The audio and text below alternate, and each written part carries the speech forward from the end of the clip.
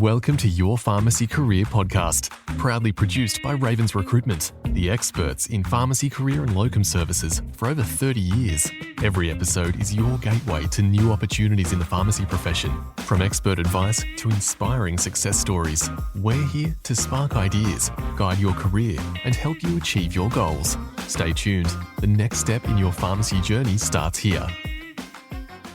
Hi everyone and welcome to Your Pharmacy Career Podcast. I am your host Christy Lee Patterson and today's guest is helping shape the future of pharmacy in primary care. We have Marissa Stelmaschuk and I hope I pronounced that last name correctly. She's a General Practice Pharmacist based in North Queensland, a lecturer at James Cook University and a passionate advocate for new pharmacist roles in general practice. Marissa, welcome to the podcast. Thank you, Christy Lee. I'm really happy to be here chatting with you today. Amazing. Now, Marissa, I ask this question of absolutely everyone when they join me on the podcast. What drew you to become a pharmacist or to study a career in pharmacy? To be perfectly honest, I can't really pinpoint a time that I decided that pharmacy was for me. I guess I knew I wanted a career where I could help people and quite likely that I wanted to be in health. And I think I had considered medicine, considered pharmacy, and felt like pharmacy might suit me. And I worked in pharmacy part-time and I really loved it. Had some family members that were pharmacists. So decided to dive in and it has been everything that I wanted it to be. And I really do feel like I made the right choice. Oh, that's really good. That's really positive. It's so nice to hear when people say that they can't really pinpoint it, but they wouldn't actually change it if they had to go back, which is really nice. Yeah, and I think that's changed over time, my feelings and my thoughts about that. But I really feel like right now I'm where I'm supposed to be. And I think my experiences in pharmacy have happened because they were meant to lead me to this point. Yeah, absolutely. So you studied at James Cook University and you are actually now a lecturer there as well, which is pretty cool. What's it like returning to teach where it all began? Did it feel a bit weird? Was there still some of the lecturers that taught you there still? Or was it a completely new experience? Yeah, so there certainly is still lecturers that I was fortunate enough to learn from. And it is a privilege to be there, I guess, on the other side of things. I am very early in my career as a lecturer, so I really value the experience and knowledge with those wonderful lecturers that taught me and are now, I guess, guiding me in my teaching journey. And I think it is just really a privilege to be there and influence and shape the students now who will be the pharmacists, I guess, of the next generation. So I think it's a really lovely balance working in practice, but also teaching. I think it's wonderful to bring some relevance from practice to teaching and to the learning of the students. So I'm really enjoying that.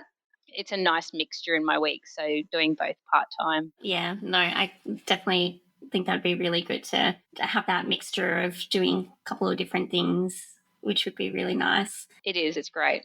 To become a lecturer, is that something that you set out to do, or was it just something that maybe someone asked you? Or because I think in my mind, especially when I was early in my career or even at uni, I felt like you have to have a PhD to be a lecturer. So how did you even get into lecturing in the first place? Yeah, so it wasn't necessarily something that I could always see myself doing or something that I thought early in my career that I necessarily wanted to go down the academic path. I always wanted to be a hospital pharmacist. And in the last couple of years, an opportunity came up at JCU, which I felt was something that I needed to take up. So a wonderful opportunity came to me for some work at JCU, and I'm really glad that I've jumped in and started that. So I certainly do not have a PhD, and I am considering some further study at the moment and figuring out how that might fit in with my many commitments. But I think I have always had an interest in teaching or mentoring or being involved in helping others with their learning. So I think that passion has always been there, and it's nice to have an opportunity to, I guess, fulfill that. Oh, yeah, absolutely. It's funny. I had to chuckled to myself when you said that you were considering further study but trying to fit it all in. I think a lot of pharmacists we really are lifelong learners, and it's funny when I decided to do pharmacy, it's like, oh, it'll take too long to do medicine, and I'll be at uni for 10 years. I've been at uni in some shape or form the whole time since I graduated. So, yeah, I think a lot of pharmacists are like you.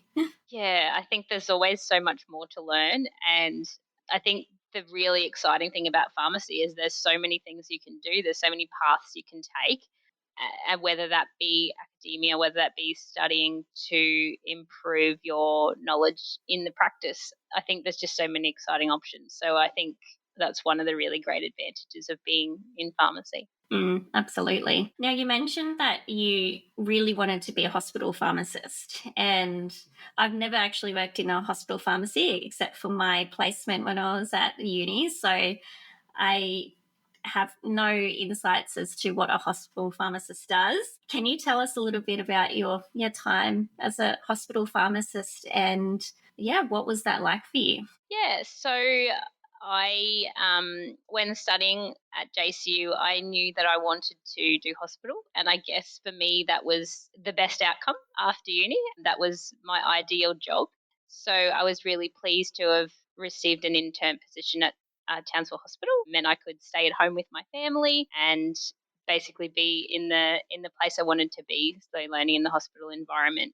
And it really does, hospital pharmacy, provide a really varied experience. No one day is like the next. There's so much to learn as a clinical pharmacist in the hospital. And I was generally, after my intern year, I stayed on at the hospital for quite a few years. I was generally quite rotational, so went to different wards, learnt many different things, had the opportunity to learn from many different hospital pharmacists. So it really is a great learning environment. And of course, there's the option to specialise as well, but that wasn't really something that I did. I quite often worked in the general medical wards, which I really, really enjoyed. And I guess I enjoyed that variation in the day and in the week.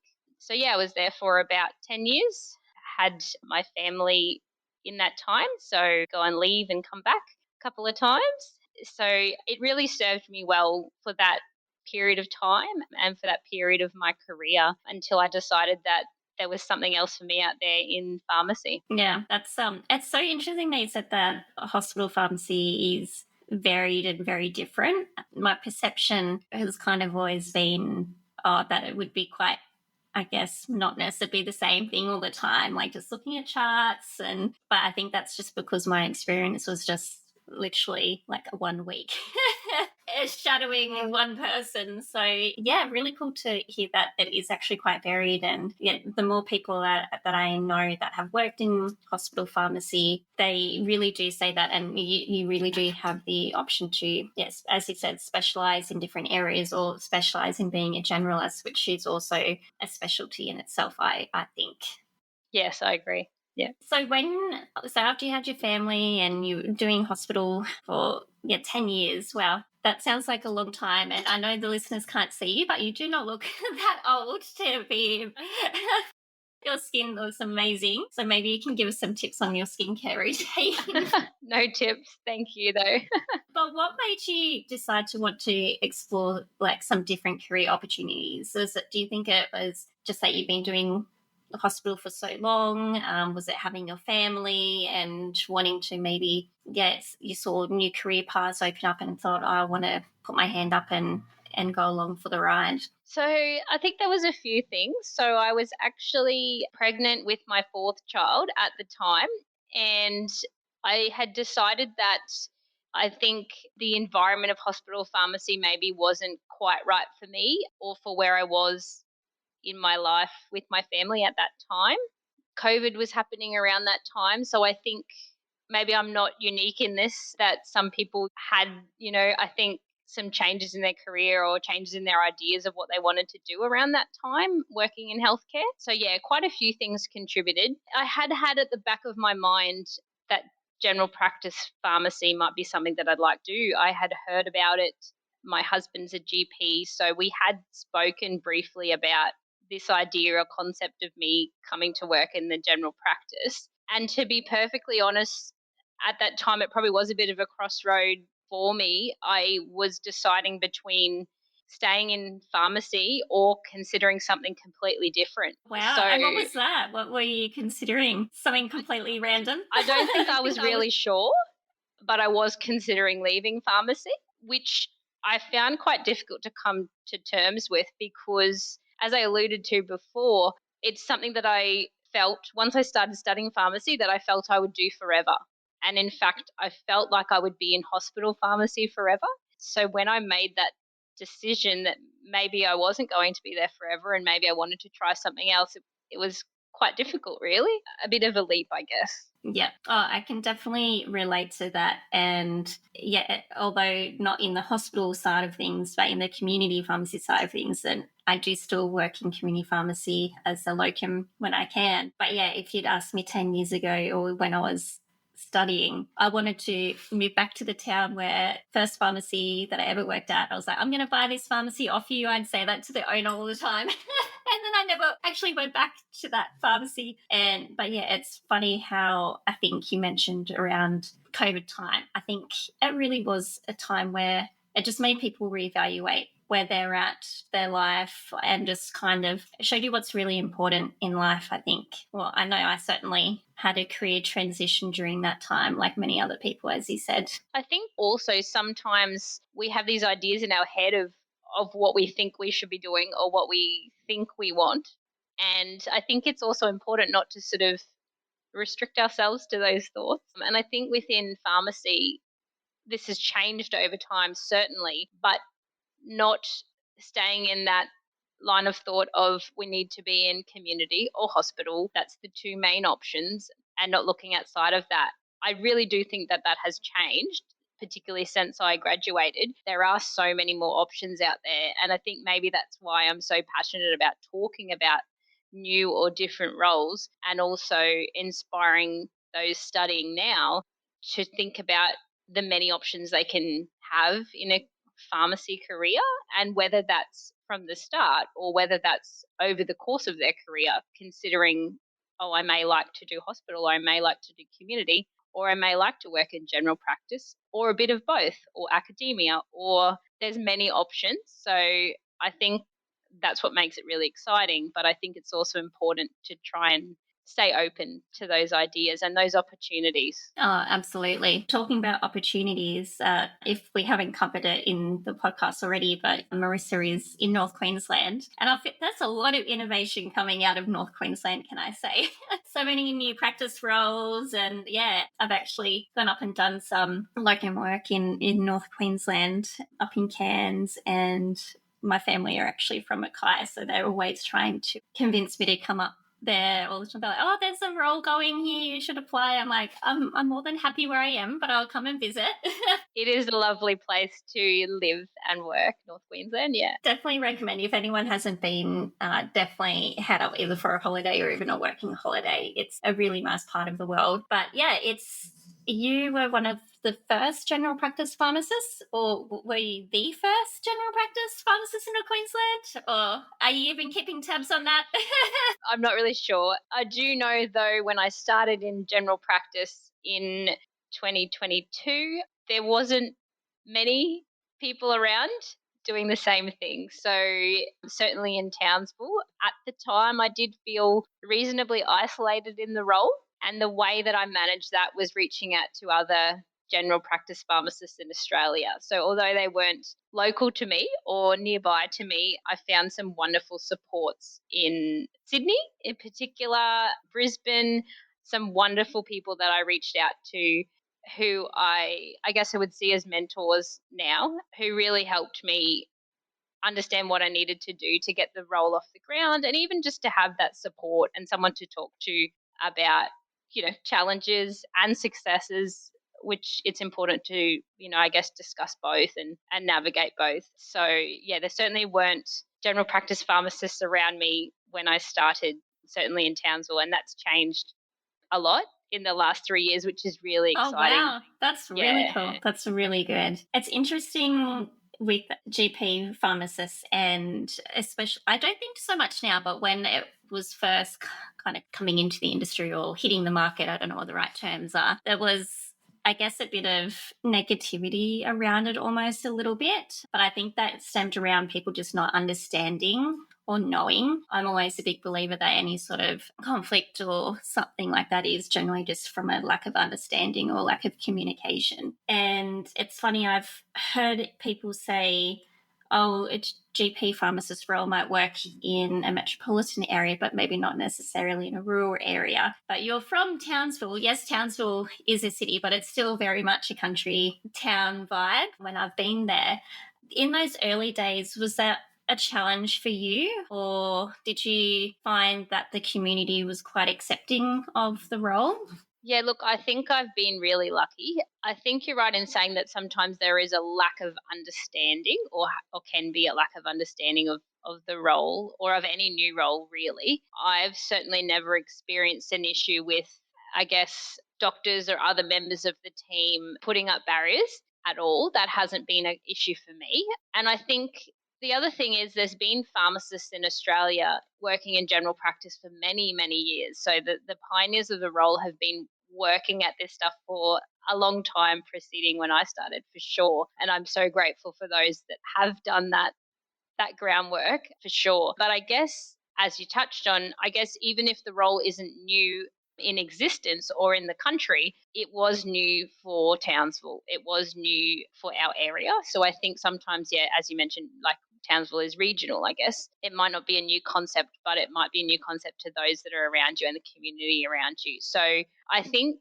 maybe one of the bigger barriers for me was the understanding from the patient population and the general population, because they hadn't seen a pharmacist in general practice. It wasn't a concept that they'd heard of, let alone been involved with. So I think that was sometimes more of the issue. And it's certainly gotten better over time, but I still encounter probably every week patients that say to me, oh, why are you here? Or which pharmacy do you work at? Which chemist do you work at? It's usually the question. So I think I see that now as a wonderful opportunity to share with them what my role is and how I can help them and how I am an integral part of the general practice team and how I work with, the doctors and nurses and other health professionals to help them and help them manage their medication. So, yeah, I think that's been more of the barrier for me, to be honest. Pharmacy Daily is a proud supporter of Your Pharmacy Career podcast. If you're in the pharmacy world, it's a great resource to stay up to date with the latest industry news. To subscribe, just head to pharmacydaily.com.au to get the newsletter delivered straight to your inbox. I'm so glad you mentioned that. And I think sometimes when we're having discussions about roles and whether it's in pharmacy or the wider health sector, the patients are at the center, and what do they think about it? And you do, when with these new roles, you certainly also have to educate the general public about what you're doing as well. So it's even funny, like in community pharmacy, we've been vaccinating for so many years now, but people are still like, oh, where did you do your nursing degree? Oh, no, I'm a pharmacist. Oh, they let you do that now. I'm like, yeah, they let us do that now. And they're not being rude. It's just, it's just not what they're used to. Yeah. Right, yeah. But it allows for a good conversation, and by educating them, then they can then go tell their friends and family, and word of mouth will get around. With your role in general practice, especially early on in that, it was a new role. It was in an area where they hadn't seen a GP pharmacist before. How did that role actually come about? Was it something that you had to apply for and there was funding for, or was it maybe a little bit easier because you do have some insights into the GP through your husband? How did that actually come about? Yeah, so I guess I am really lucky and in a very lucky position that I could jump into general practice, and certainly my I guess, was having a husband who works in general practice. And I had, as I said, planted that idea with him that maybe this could be an option for me or for us. Do you think it would be something the practice would come on board be with? willing to try? Yeah. And the whole team are very supportive, and I'm really grateful to them that they did kind of take a punt on me. So there certainly wasn't any funding at that time for me to join the practice. So I was privately funded by the practice. Oh, wow. That's amazing. Yeah, for a certain number of hours a week. And I came in with the idea of, how can I help you? What exactly do you want to get out of this as a practice, as a team of GPs? It's a very supportive team of principal practitioners there. So I was really grateful that I guess I had some rapport with them already. And I think some pharmacists do tend to get into general practice pharmacy via a similar way. However, it's generally via rapport they've built doing home medicine reviews. So I know a few general practice pharmacists that have, had a really good working relationship with general practitioners via home medicine review or RMMRs or other work. And then they have approached practices in order to try and start working there. That wasn't my pathway, and I wasn't doing medication reviews, and that's not how I started. But I think once your foot is in the door, I think it's really important putting yourself out there. This is what I can provide. This is what I would like to help with as a pharmacist with medicine expertise. This is what I can add to your team or help with. So I did do a PSA foundation, general practice foundation pharmacist course, or there were some modules. And then I just started to pick up different things as I went along. So I decided to do my vaccination training, and I tried to have a particular focus when I started as well. So my focus was to assist with the medication review process, so HMRs and RMMRs, although I was not conducting them myself. One of the aims of the general practice was to have more medication reviews done. So I helped with facilitating that, and I was really guided by the needs of the practice. So I think having one sort of aim or goal in the beginning is a really good way to get started, and then being there and having a presence and showing the team what it is you can help with, the work then comes along. Yeah. And I'm sure it keeps coming. The gift that keeps giving. It sure does. Yes. And I think it's really important to reflect on that, because now I am at a point where I have patients booked in every day that I'm there, and I am really busy, and some weeks and days feel really, really busy. But I often remind myself that this is exactly what I've been trying to get to, and the point I've been trying to reach. And it is really exciting that I have patients booked in to see me, telehealth consults, face-to-face consults, phone calls from doctors ad hoc with questions, or patients that they're sending in to me for some further advice. And that's really, really exciting to have seen that role develop and change, and really feeling like an integral part of the team. I'm just so grateful for it. That's, yeah, it's almost like, oh, what a great problem to have, like that you're getting to that point where it's so busy and you're back to back with bookings. But yeah, reflecting back on, when you started, it probably wasn't like that. And how amazing that now it's grown to that. Yeah. It takes time. Yes. Yeah. Absolutely. I think I would like to chat to you now about how you balance life with a family. With pharmacy, I think it's like 70% of pharmacists are female, and a lot of us will have families, whatever that looks like. Family looks different to everyone. And how do you, I think you said you've had 4 children?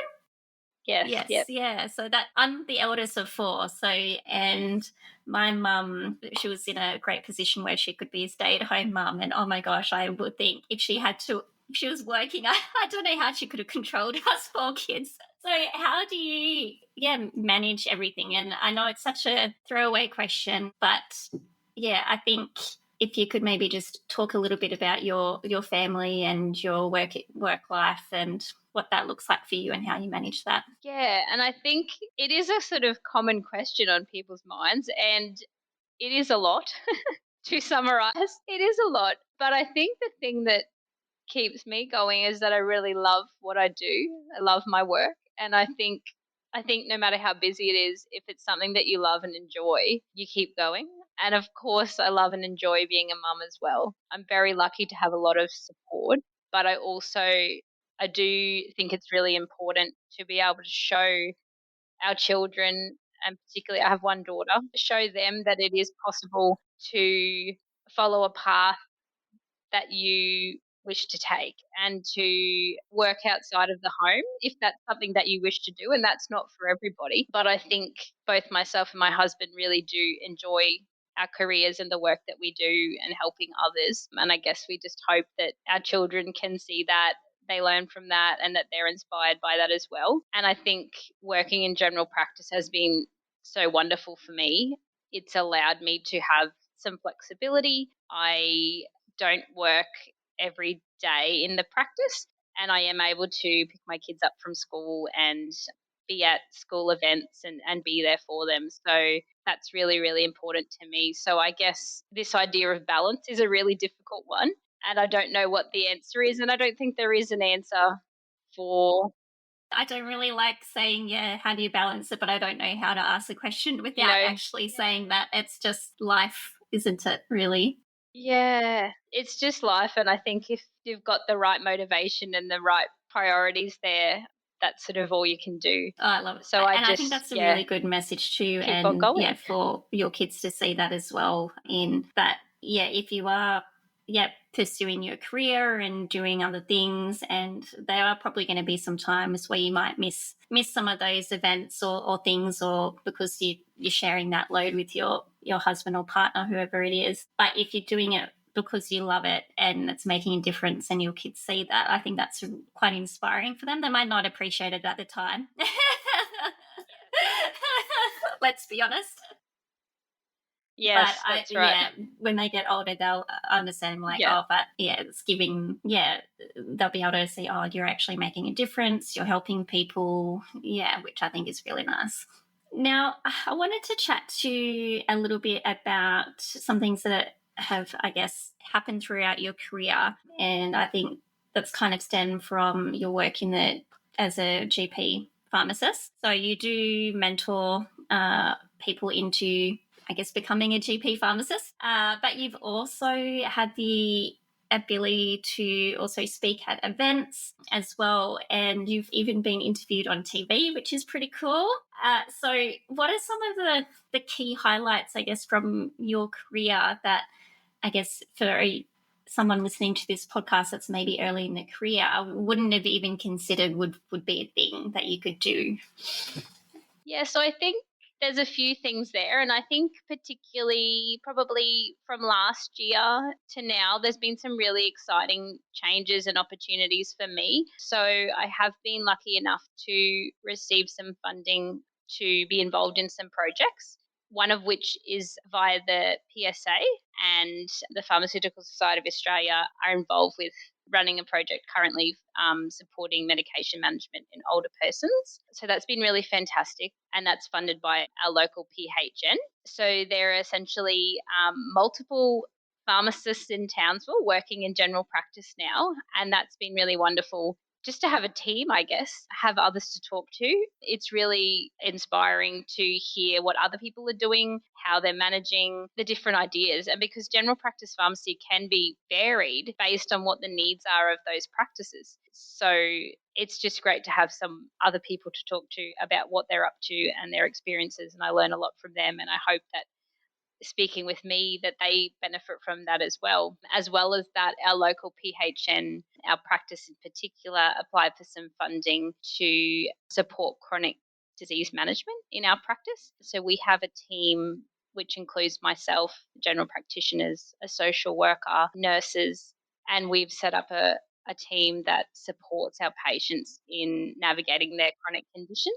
And that's been a really rewarding part of my role. And I guess it's something that in the beginning, working in general practice, I wouldn't have imagined that we could get to this point in just a few years. And it's really great to have some funding to support that work, because often that is a bit of the barrier in how many hours a pharmacist can be in a general practice, or how much they can do, or what they can be involved with. So it's really great to have the two projects that I'm involved with have some funding to support that. That's really beneficial for the practice, but I'm really grateful to have that as an individual, as part of the team. So that's been a highlight for me, just seeing that, I guess, the traction that's been gained with that, And then the opportunities to have others in the region working in the role obviously helps to get the word out there of what we can do and what we are doing. And you mentioned the TV interview, which was recently, and it was about the older person's medication management pilot project. It was a little bit out of my comfort zone, and it was, as it turned out, a reasonably last minute thing. I was phoned and asked if I could do it, and I guess I was a little bit nervous about it all, but I'm really glad I did it. So it was essentially just speaking about the role and the project, and there has been since that time many patients come in and say, "Oh, I saw you on TV." But the more important part of that was it started conversations, and people have come in and said, "Oh, my friend saw it on TV," and they said to me, "Oh, what's that about? Have you heard about that? Have you heard about seeing a pharmacist in general practice?" So certainly worth the I guess temporary discomfort or the nerves, because I think it really did help to raise awareness around the role. So yeah, really valuable, really good opportunity. And I think that's what it's about. It's about grabbing these opportunities when they come. The same as speaking at symposiums, which I've done a little bit of. And certainly there's often that imposter syndrome there, wondering, what is it that I could have to give to a room full of, wonderful professionals and often pioneers of the role. But what I've learned, particularly in the last 3 years, is that putting yourself out there is really important, and building connections with others and asking for help. I think without putting yourself out there, those opportunities don't often come. So yeah, that's been a really big learning point for me, but also a highlight to be able to do these Yeah, things absolutely. that I And didn't necessarily like you think I said, would ever do. the impact that you have by doing this is sometimes not realized at the time, but with the TV appearance is that temporary discomfort, but it helped with the awareness in the general population in your community. And so now they're coming in and actually wanting to be a part of that service, and yeah, stepping out of your comfort zone and speaking at these symposiums and events. And I think you never know who you are having an impact on, and sometimes they don't tell you, but by putting yourself out there, and sometimes you might make a fool of yourself, sometimes you won't, and I'm sure you did amazing, and you just have to be yourself, but you never know who's going to be in the audience, and kind of getting that inspiration from you to do something exciting with their career, whether it's become a GP, pharmacist, or something else. I guess, what advice would you give to a pharmacist that is looking to branch into general practice? And I actually asked you this question before we started the podcast. My understanding of becoming a GP pharmacist is that you have to have done your HMR accreditation. You have to have been doing that for a while. Be like, I wouldn't even really know where to go to apply. I'd probably reach out to the PSA and see how they can help. But you said yourself that when you first started, you didn't have your accreditation. So that's actually now thinking, okay, maybe this is something that I could maybe do, but I've got more than enough things going on right now. But maybe there's someone listening in the background of this podcast that's thinking, I'd love to do that, but I can't because of these reasons. Yeah, what advice would you give to them? So I think if it's something that you're interested in, give it a try. And I think it is about putting yourself out there. I think what I would do in the first instance is talk to general practice pharmacists, and I'm always happy to talk to people because I think I love the role, I love talking about the role, and I'm happy to help. And I think if I think back to when I first started, the people that I reached out to or that reached out to me were more than willing to help and give me advice as to how to get started or what to expect. I think certainly the PSA is a great place to go and a great support for general practice pharmacists. But if you're thinking more locally, I think if there's some connections that you have with the general practice or any GPs in your area, and also I think the primary health networks, the PHNs, are a really good place to reach out to discuss any opportunities for funding. And that might not be a direct thing. There might not be direct funding for a general practice pharmacist, but there might be different things available. So whether they're looking at improving chronic disease management in the area or anything else, I think even just reaching out, having conversations, going to events, meeting more people that are interested in the area or are practicing in the area. So the General Practice Pharmacist Symposium, which has just passed but will happen again next year, is a really great opportunity to hear about what different general practice pharmacists are doing in Australia. And the most recent event was fantastic. It was a very, I found, warm and approachable environment.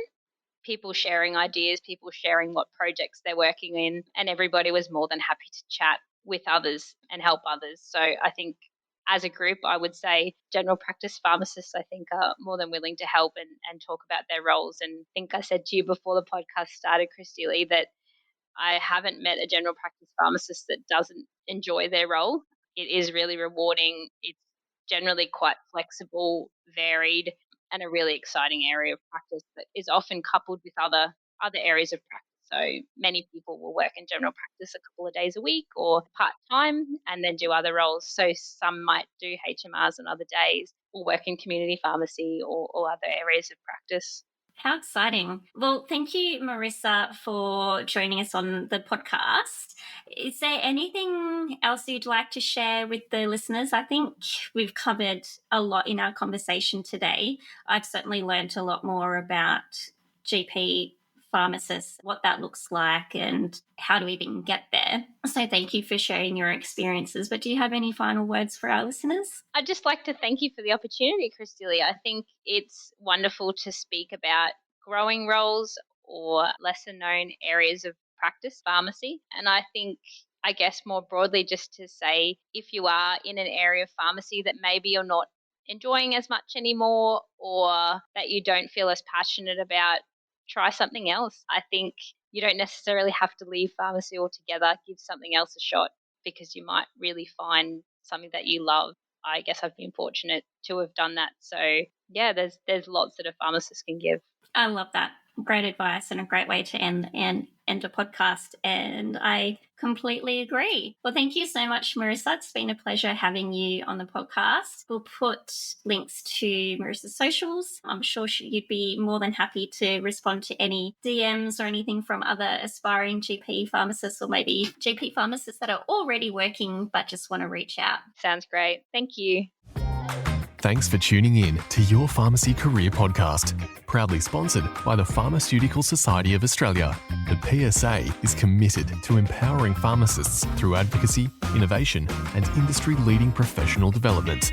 To become a member or learn more about how the PSA can support your career, visit www.psa.org.au. Don't forget to subscribe, share this podcast with your colleagues, and join us next time as we continue to explore your pharmacy career journey.